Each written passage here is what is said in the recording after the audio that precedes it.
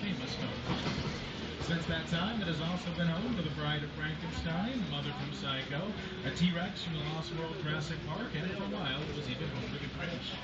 More recently, Stage 28 has been used by The Muppets for last year's horror movie that is now available on Blu-ray and DVD. Continuing on our left, Stage 27, currently being used for the Showtime series Weeds with Mary Louise Parker. Back in 1995, it has Mission Control for Apollo 13, directed by Ron Howard, starring Tom Hanks. A little more recently, used by Charlize Theron and Kristen Stewart for Snow White and the Huntsman. But for now, that's going to be enough about the big screen. We're going to take it on down to the small screen. And our television history of NBC dates back some 73 years since television's inception. During that time, we have produced numerous television shows, including Saturday Night Live, ER, Friends, The Cosby Show, The Office, and many more. As you can see, the list goes on and on and on.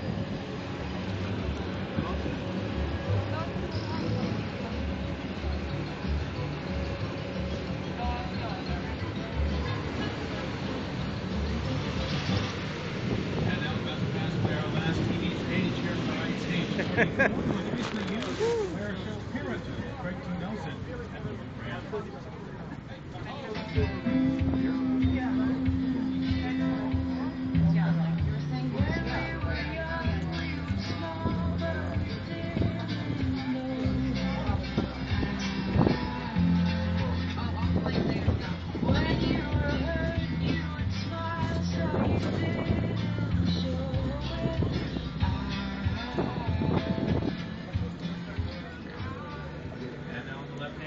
Passing by some bungalows that house the production offices for writers, producers, and directors while they develop and deal with this here in the studio.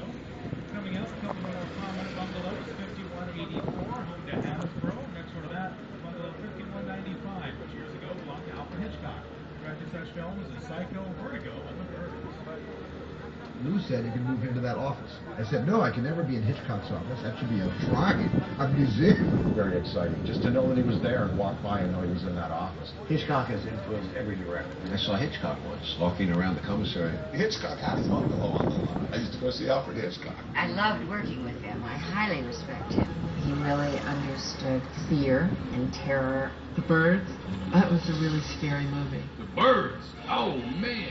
That had me looking at crows like for the next 10 years. Psycho, of course. Vertigo was one of the all-time great masterpieces. And Hitchcock was master. And now we move from the front lot into the back lot. Now the back lot is where we shoot the big stuff, big exterior shots on a very large scale. Stuff normally could not do inside of a sound stage due to the size constraints. Right now we're heading into the Metropolitan sets, which we use to portray major cities like London, Chicago, New York, San Francisco. Now the structures in this area, they are called facades. Facade, French term for false front. We build the fronts and sides, only the camera needs to see. Your imagination will actually film the rest. The facades might appear to be made out of brick, stone, and mortar, but they're basically foam, rubber, and fiberglass, believe it or not. We'll come to a bit of a clearing, and on the far right side, you will see Brownstone Street, where the stairways go into the facade. Take a look at those, and check out this clip. Grace, the dog! I'm in the shower! Like that, outside good. And that is where Jim Carrey lived in the 2003 hit Bruce Almighty, where Brownstone Street was used to portray Bruce's hometown of Buffalo, New York. Like that, outside good.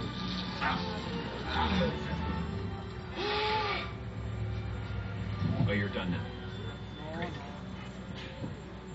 beautiful. Yes, thank you, Bruce. We'll push a little deeper into the Metropolitan sets. You can see they are quite expansive. We're now going to make a turn into Courthouse Square, which a lot of people still recognize as Hill Valley. They first year Back to the Future films with Michael J. Fox and Christopher Lloyd. As we make our right turn, off to the left, past the gazebo, you see the big City Hall structure at the top center. That is where the clock tower stood, where Doc Brown harnessed the bolt of lightning to send Marty McFly back to the future in the first film. Here to tell about the importance of Courthouse Square in Back to the Future, call upon writer-producer Bob Gale and actor Christopher Lloyd. It was actually the back lot of Courthouse Square that inspired the entire climax to Back to the Future. I had scenes up at the clock tower on that ledge. Those leads about that wide. And I was standing inside looking at the ledge, and I already had vertigo. I just thought there's no way in the world, no way I'm going to stay I was up there for quite a while. Of course, I had a cable.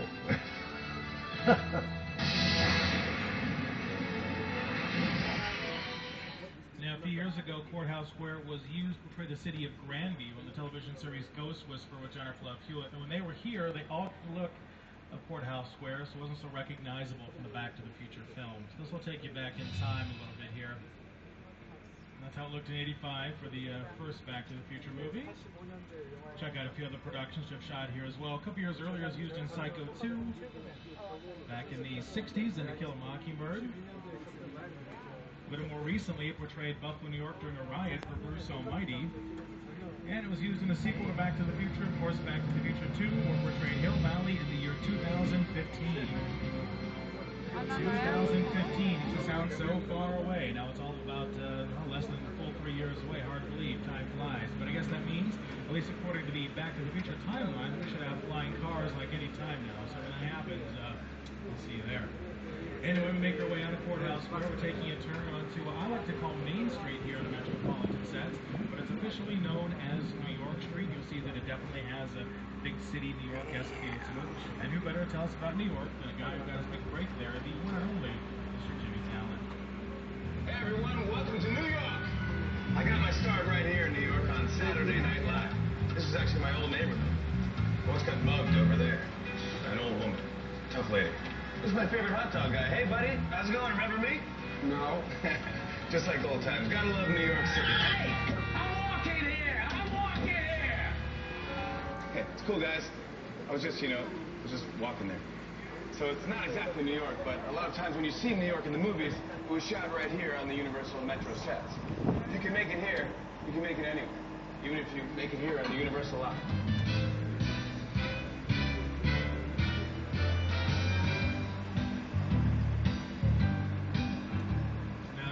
Just watched there with Jimmy Fallon. Like a lot of things in Hollywood, not quite all that it seems. Let me show you. Hey everyone, welcome to New York. I got my start right here in New York on Saturday Night Live. This is actually my old neighborhood. This is my favorite hot dog guy. Hey buddy, how's it going? Remember me? No. Yep, that's right. It was actually all shot in front of a green screen at our virtual stage 1 on the front lot. Just like old times. Gotta love New York City. Hey! I'm walking here! I'm walking here! It's cool, guys. I was just walking there. So it's not exactly New York, but a lot of times when you see New York in the movies, it was shot right here on the Universal lot.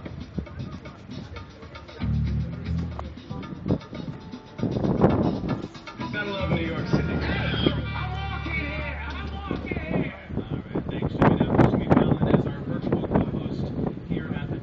Some of the clips that he appears in are green screened, like the one here in the Metropolitan sets. Others, he is actually in the location that he is supposed to be in, if you will. But our Metropolitan sets have portrayed New York City on many, many occasions. A few of the more recent productions Joe shot in this area include Amazing Spider-Man, currently in theaters with Andrew Garfield and Emma Stone. Also 2 series from CBS, NCIS with Mark Harmon, and Criminal Minds with Joe Mantegna and Matthew Gubler. Now, on any film set, we have to give a lot of credit to 2 very important people, the role of the art director and the production designer. It's their job to transform these sets on our back lot to look like different locations for filming. Now, sometimes they'll transform them a little, sometimes a lot, but hopefully enough so you don't recognize it from one production to the next. Let's take a look at some of the handiwork of the art director and the production designer. They can give each film its own unique look and feel and transform areas into pretty much any time period they may need. Of course, these days they have a lot of help with CGI, computer-generated imagery. Not only do they transform sets on our lot, but also out on location as well outside the studio walls.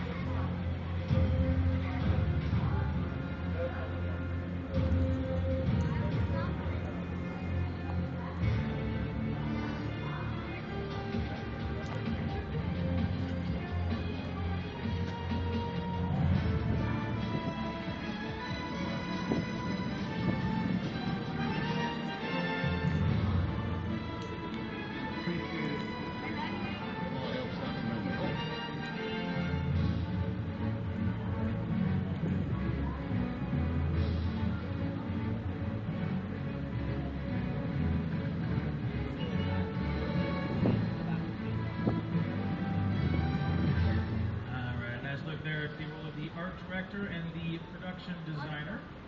Now, truth be told, guys, a lot of the facades that you see here in the metropolitan area, they are new. On June 1st of 2008, we suffered a fire here in the back lot that destroyed nearly 4 acres, or about 85% of the metro set area. They were reopened in May of 2010. Here's a high-speed look of them doing the reconstruction of New York Street, where we are now, of course.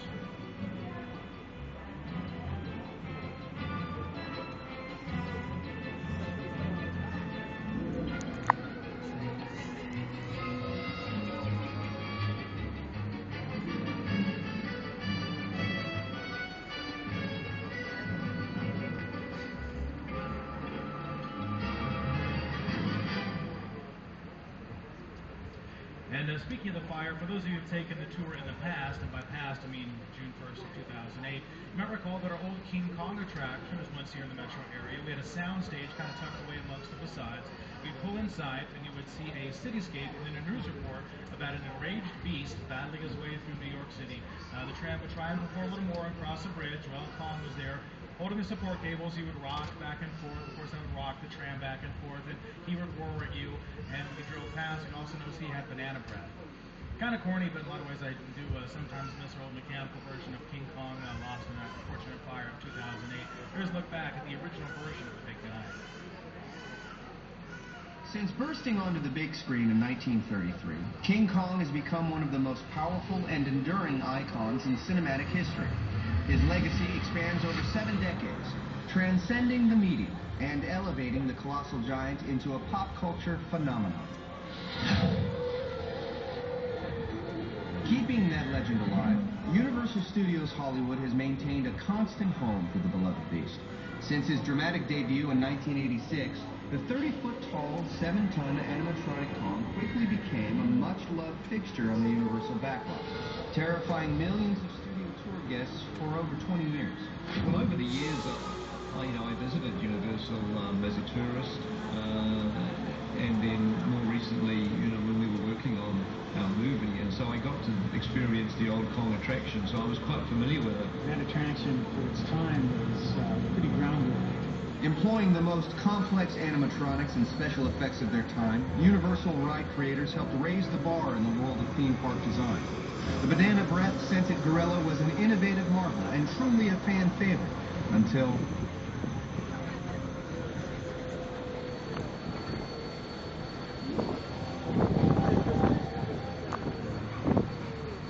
Today, Universal Studios, a sprawling Hollywood movie and tourist icon, was swept by a massive fire that destroyed the popular King Kong attraction.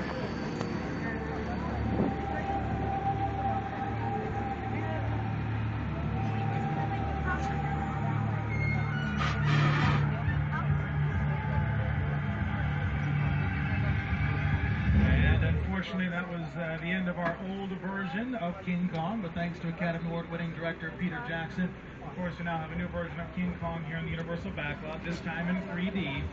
Here to tell you about that is the man himself, Academy Award winner Peter Jackson. It's the original King Kong that made me want to direct movies. I saw that movie on TV when I was about 8 or 9 years old, and I wanted to become a filmmaker.